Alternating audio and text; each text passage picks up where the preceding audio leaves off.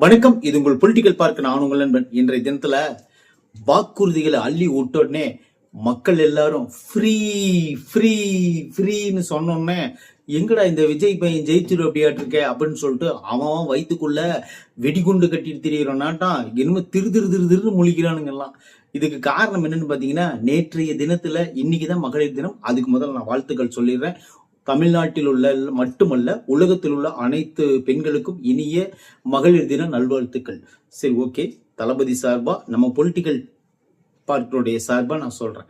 சரி, ஓகே. அடுத்தது free free ஃப்ரீன்னு சொன்ன உடனே அப்படியே அல்லாடி போயிட்டானுங்க எல்லாருமே. இப்ப பாத்தீங்கன்னா ஒவ்வொரு கட்சிக்காரங்களும் என்னடா நாம அறிவிச்சதோட அதிகமா அறிவிச்சுட்டு அப்படியே அப்படின்னு சொல்லிட்டு ஒரு பக்கம் குழம்புறாங்களா, இன்னொரு பக்கம் இந்த கூட்டணி கட்சிகளுக்கு போனாங்க பாத்தீங்களா, அந்நியாரு, அப்புறம் பன்னீர்செல்வம் அண்ணன், அப்புறம் பாத்தீங்கன்னா டிடிவி அண்ணன், அப்புறம் பாத்தீங்கன்னா இந்த பக்கம் நிறைய பேர் இருந்தாங்க. எல்லாம் அவங்க செட்டில் ஆனாங்க பாத்தீங்களா, பாமகன்னு சொல்லிட்டு நிறைய பேர் இப்பதான் யோசிக்கிறாங்க, இப்படியெல்லாம் இலவசம் கொடுத்து மக்கள்கிட்ட ஓட்டு வாங்கின்னு முதலே தெரிஞ்சிருந்தா நாங்க எதுக்குப்பா அங்க போறோம், நேரா தாவேக்கால் நினைஞ்சிருக்குமே அப்படின்னு சொல்லிட்டு இப்பதான் ஒரு ஓரமா அழுதுகிட்டு இருக்கிறாங்க. அப்படிங்கிற ஒரு நியூஸ் யாராச்சும் தெரியுமா? தெரிஞ்சுக்கங்க. ஏன்னு கேட்டீங்கன்னா, இதெல்லாம் நம்ம தெரிஞ்சுக்கணும். இது இப்படியெல்லாம் ஃபர்ஸ்ட் நடக்கும்னு சொல்லிட்டு தாவேக்காவில ஏன் இவளை நம்பிக்கையா அழுத்தமா தாவேக்கா தான் ஆட்சிக்கு வரும்னு சொல்லிட்டு ஏன் விஜய் ஒவ்வொரு மேடைக்கும் சொல்றாரு? இதனுடைய நாடி நரம்பெல்லாம் தளபதி அவர்கள் அப்படியே புரிஞ்சு வச்சிருக்காரு அப்படின்னு சொல்றது நான் ஃபர்ஸ்ட் நீங்க தெரிஞ்சுக்கங்க அப்படிங்கிறதுக்காக தான். ஏன்னு கேட்டீங்கன்னா, இப்ப இந்த பக்கம் 2000 தராங்க, இந்த பக்கம் 2000 தராங்க. மக்கள் என்ன பண்ணுவாங்க? மக்களுடைய இருக்கிற வறுமைக்கு யார் காசு தராங்களோ அவங்க பக்கம் தான் ஓட்டு போடுவாங்க. இப்போ தாவேக்கா தலைவர் மேல விருப்பம் இருந்தும் வேற பக்கம் காசு தராங்கன்னா என்ன பண்ணுவாங்க? தளபதி என்னதான் இருந்தாலும் காசா தளபதியா அப்படின்னு பார்க்கும்போது மக்களினுடைய தேவைகளுக்கு காசு தான் தேவை. தளபதி நீங்க என்னதான் நான் படிப்பு இலவசமா தரேன், இந்த சீமானன்னு சொல்லுவார்ல மேடைக்கு மேடை, நான் தூய்மையான காத்து, தூய்மையான மருத்துவம், தூய்மையான கல்வியும் பெறல. ஆனா அவரு பிள்ளையும் படிக்க வைக்கிறது அமெரிக்கன் மெட்ரிகுலேஷன் ஸ்கூல். அது 25 லட்சம் ரூபா வருஷம் ஒரு பையனுக்கு படிக்க வைக்கிறதுக்கு. அவரு அங்க படிக்க வைப்பாரு. நம்மளுக்கு இலவச கல்வி, எல்லாத்துக்குமே தமிழ்நாட்டு மக்களுக்கெல்லாம் இலவச கல்வி. அவரு ஆங்கில வழி கல்வியெல்லாம் படிப்பாரு, ஹிந்தி படிப்பாரு, ஸ்பானிஷ் படிப்பாரு. அது வேற, அது டிபார்ட்மெண்ட் வேற. அவங்க சொந்த பிள்ளைய எந்த மொழி வேணாலும் கத்துக்க சொல்லலாம். ஆனா தமிழ்நாட்டுக்குள்ள இருக்கிற குழந்தைங்களா தமிழை தவிர வேற எதுவுமே தெரிஞ்சுக்க கூடாது அப்படின்னு நினைக்கிறாரு அவரு. அவரோட நிலைப்பாடு அந்த மாதிரி. நம்ம அவரை பத்தி பேசுறதுக்கு இங்க வேலையே வரல. அவங்க தம்பிகளுக்காக தான் அவர் பேசுறோம். அவர் தனியா நான் பேசணும்னு அவசியமே எனக்கு கிடையவே கிடையாது. ஓகே, ஃபர்ஸ்ட் நான் ஒரு விஷயம் சொல்லிடுறேன். இப்போ என்னன்னா, எல்லாரும் இப்ப ஒரு என்ன சொல்றது, விஜய் சார் மேல ஒரு ஒரு என்னடா பழி போடலாம், எத்தனை பழி போட்டு இப்படி முளைச்சு வரானே, என்ன பழி போட்டு இந்த மனுஷன் அடக்கலாம் அப்படின்னு சொல்லிட்டு அடுத்த கட்டமா என்ன பழி போடலாம்னு ஐடியா பண்ணிட்டு இருக்காங்களே தவிர, சரி ஓகே ஏதாவது ஒரு நல்லது பண்ணி இதுக்கு ஜெயிச்சிடலாம் அப்படின்னு ஐடியா பண்ணல. இது அடுத்து என்ன பழி போடலாம், விஜய் மேல என்ன பழி போடலாம், எல்லா பழியும் போட்டாச்சு. கொலகார பழி போட்டாச்சு. அடுத்தது பாத்தீங்கன்னா குடும்ப பழி போட்டாச்சு. அடுத்தது பாத்தீங்கன்னா படத்தை முடக்கியாச்சு. அடுத்தது பாத்தீங்கன்னா இடி ரைடு, ஐடி ஃபைல் பண்ணல, அதாவது பாத்தீங்கன்னா காருக்கு வரி கட்டல, அப்படி இப்படின்னு சொல்லிட்டு எல்லா டோட்டல் பழியும் போட்டாச்சு. இன்னும் ஒரே ஒரு பழி தான் மிச்சம் இருக்குது. என்னன்னு பாத்தீங்கன்னா, பாலியல் பழி போடலாமா அப்படின்னு ஐடியா பண்ணாங்க. அதுக்கும் தெரிச்சாவை கூட்டு போய் கல்யாணத்துல போய் ஆமாடா நான் அப்படிதான்டா, என்னோட கேரக்டர் அதான்னு சொல்லிட்டு முடிவு சொல்லிட்டு போயிட்டாரு. அதாவது என்னன்னா, அவருடைய கேரக்டர் என்ன தெரியுமா, யாராச்சும் அதை அவதூறு பண்ணாங்களா, அது ஓப்பனா ஆமா நான் அப்படிதான் சொல்லிட்டு போயிட்டே இருப்பார். அதுதான் அவருடைய கேரக்டர். அதுதான் மக்களுக்கு பிடிச்சிருக்கு. ஏன்னு கேட்டீங்கன்னா, ஒரு எங்கூட வாழ வைங்க என் வீட்டுக்காரரை அப்படின்னு சொல்லிட்டு அந்த பொண்ணு கெஞ்சிருந்துச்சுன்னா, இவர் வேற ஒரு பொண்ணோட போயிருந்தாருன்னா நம்ம அதை பத்தி பேசலாம். இந்த மாதிரி அந்த பொண்ணு கெஞ்சிட்டு இருக்கு, தலைவா நீ ஏன் தலைவாடு பண்ற அப்படின்னு சொல்லிட்டு கேட்கலாம். அந்த பொண்ணு விவாகரத்து கேக்குது. அந்த பொண்ணு வாழ்றதுக்கு ஐடியா கேட்கல, விவாகரத்து கேக்குது. விவாகரத்து கேட்கிற பொண்ணு கிட்ட எப்படி போய் நம்ம சேர்ந்து வாழ்ந்தாலும் சமாதானமா இருக்குமா? அது என்னைக்கு நாள் ஆபத்து தான். அதனாலதான் தளபதி என்ன பண்ணாருன்னு பாத்தீங்கன்னா, சரி ஓகே விவாகரத்தோட இருக்கட்டும். அவர் தான் ஓப்பனா சொல்லிட்டார்ல நேற்றைய தினத்துல மகளிரினுடைய அந்த திட்டங்கள் அறிவிக்கும் போது, என்கிட்ட இருக்கிற பிரச்சனை எல்லாத்தையுமே நான் பாத்துக்கிறேன், அதனால நீங்க எந்த விதத்திலையும் நீங்க பாதிக்கப்பட மாட்டீங்க, எல்லா பிரச்சனையும் நான் பாத்துக்கிறேன், என்கிட்ட விட்டுருங்க. நீங்க நம்ம திட்டங்களை மக்கள்கிட்ட கொண்டு போய் சேர்த்து டிவிக்கேவை ஜெயிக்க வைக்கிறதா உங்களோட வேலை அப்படின்னு சொன்னார் பாத்தீங்களா. அப்பயே நம்ம தெரிஞ்சுக்கணும் என்னன்னா, விஜய் சாருக்கு இவங்க எல்லாருமே டார்கெட்டே கிடையாது. என்னன்னு சொல்லி பாத்தீங்கன்னா, கிட்டத்தட்ட வந்து பாத்தீங்கன்னாலும் திமுகவுக்கும் டிவிக்கு தான் போட்டின்னு சொல்லிட்டு இருந்தாரு பாத்தீங்களா, அதை கன்ஃபார்ம் பண்ணும் விதமாக நேற்றைய தினத்துல எல்லா வாக்குறுதிகளும் அமைஞ்சது அப்படின்னு சொல்றதுதான் உண்மை. சரி, ஓகே. இந்த திரிசாவை விஜய் வச்சு எப்படியோ ஓட்டி இந்த எலெக்ஷனை முடிச்சிடலாம்னு நினைச்சாங்க. அது முடிக்கிறதுக்குள்ளேயே திரிசா ஒரு ட்வீட் போட்டு எல்லாத்துக்கும் என் கூட இருக்கிறதுக்கு ரொம்ப நன்றின்னு சொல்லிட்டு என்ன போட்டிருக்காங்கன்னா, அதாவது வந்து அவங்க தனியா இருக்கிற போஸ்டரை போட்டிருக்காங்க. தனியா இருக்கிற விஜய் கூட இருந்த போஸ்டர்ல அவங்க தனியா இருந்த போஸ்டரை போட்ட உடனே எல்லாரும் புகழ ஆரம்பிச்சிட்டாங்க. என்னன்னு பாத்தீங்கன்னா, அது வேற ஒண்ணும் இல்லை, வேணாம்ப்பா. ஒரு 2 வருஷம் ஒரு பெண்ணோட நீங்க நட்பா இருந்தீங்கன்னு வச்சுக்கோங்களேன், உங்களை நம்பி அந்த பொண்ணு எங்க வேணாலும் வரும் போகும், நீங்க அந்த அளவுக்கு ஒரு நல்லவர் அப்படின்னு சொன்னீங்கன்னா, ஒரு 2-3 வருஷம் பழக்கத்துக்கு நாம ஏதோ ஒரு கல்யாணத்துக்கு போவோம், என்ன கல்யாணத்துக்கு வரையாப்பா அப்படின்னு சொல்லி கேட்போம், போவோம் வருவோம். அது ஒரு ஃப்ரெண்ட்ஷிப்பா வச்சுக்கோங்க. நீங்க ஏன் அது கெட்டதா நினைக்கிறீங்க? குறைஞ்சபட்சம் பாத்தீங்கன்னாலும் அவங்க 5 படத்துல சேர்ந்து நடிச்சிருக்காங்க. அப்படின்னா அவங்க எவ்வளவு ஒரு ஃப்ரெண்ட்ஷிப்பா இருந்திருப்பாங்க. அதை ஏன் நீங்க அவதூறு மாதிரி திரிச்சு பேசுறீங்கன்னு தான் தெரியல.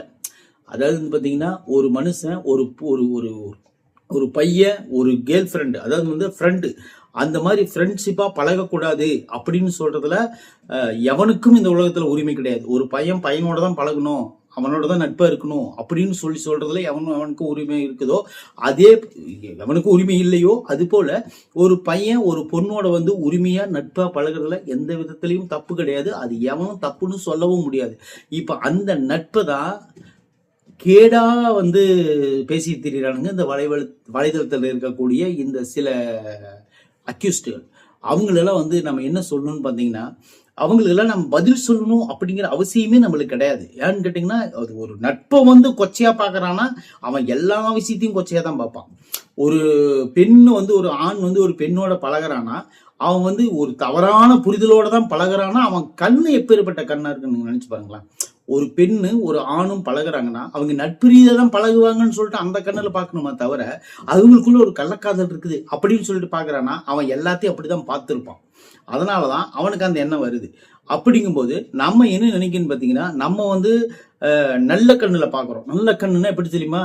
ஐயா, நல்ல கண்ணுன்னு நினைச்சுக்காதீங்க, நல்ல கண்கள். அந்த மாதிரி கண்கள்ல பார்த்தோம்னா, அதாவது வந்து பைபிள்ல ஒரு வாசகம் வரும். அந்த வாசகத்தை வந்து நான் இந்த இடத்துல சொல்றேன். ஏன்னு கேட்டீங்கன்னா, உன் கண் கெட்டதா இருந்தால் உன் சரீரம் முழுவதும் கெட்டதா இருக்கும், உன் கண் நல்லதா இருந்தால் உன் சரீரம் முழுவதும் வெளிச்சமா இருக்கும்னு சொல்லிட்டு ஒரு பைபிள்ல ஒரு வசனம் வருது.